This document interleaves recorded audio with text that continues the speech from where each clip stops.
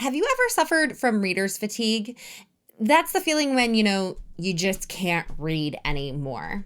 It's kind of a weird thing to admit as an author who, makes books for a living, that I am going through a reading drought. And I wanted to talk about this today because I wanted people to understand sort of what goes into a reader's drought and why that's really okay.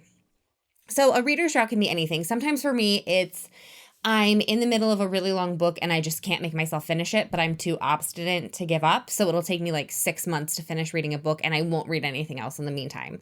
That's the super annoying kind of reader's drought where like you really would read something, but those chapters are just too long and you can't emotionally handle a 40-page chapter right now, so you just don't.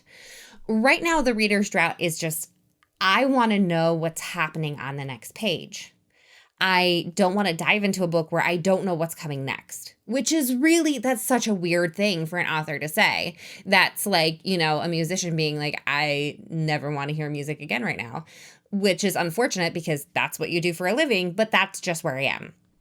And I did a little research because I was like, why, like, what's going on? Why am I crazy? And it's a thing. It's actually a social phenomenon. So because it feels like the world is on fire, and in some places, literally the world is on fire right now, our brains don't want to have to wonder how the story circle is going to complete, which is why there's a lot of like binge watching old favorites happening right now. Like if you've spent quarantine rewatching all of Friends 6 times, you're not alone, nor are you weird, because your brain knows how the story is going to end and it's clinging to that sense of known closure. So you know how the story is going to end. You don't have to have any anxiety about it. You don't have to worry about it. And it makes a lot of sense with something like, sitcoms or rom-coms or whatever it is. For me, my standard binge is serial killer shows, which is sort of weird that I take comfort in it, but it's true. I find an odd amount of comfort in watching shows about serial killers and crime, not like actual documentaries. No, those freak me out. But like Criminal Minds is my big go-to binge because no matter how bad my day is going, at least I'm not up on the board with Spencer Reid trying to solve my murder. So like really, I'm doing pretty good. And there is an extreme amount of comfort to me in sitting down when I'm tired and exhausted from writing, which thank you all for reading my books and not being on a reading drought. I really appreciate that. You're super helpful. But there's something comforting to me in knowing how the episodes are going to end because I've seen all of them at least 3 times at this point. It's kind of a problem, but not a problem because apparently this is a real phenomenon that people have studied. When you're anxious, you want something that you know. And it's gotten to the point with me where I will watch the beginning of the next episode in my Netflix binge before I go to bed, so I know how something ends the next day. Because, it's 2020. None of us knows what's coming tomorrow anymore.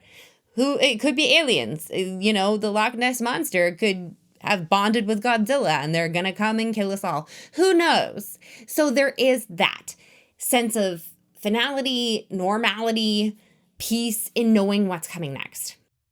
So if you're feeling like I can't read, I don't want to watch any new TV shows, know that you're not alone. If you're having problems picking up a book and sticking to it, it may not be that you don't want to read. Maybe, for me, a lot of it's like, I don't want to look at any more words. I wrote so many words today and no more words. But maybe go back to a childhood favorite. And I think that could be a very good idea for most people that I know personally right now is go back to something that something that comforts you, something how you know how the storyline ends. So maybe you're going to reread the Chronicles of Narnia. Or maybe you're like, I really want to reread the Hunger Games because at least I'm not as bad off as Katniss. Like, we're all doing pretty good compared to her. So find something that brings you comfort. And you're not weird in how you find that comfort in your entertainment.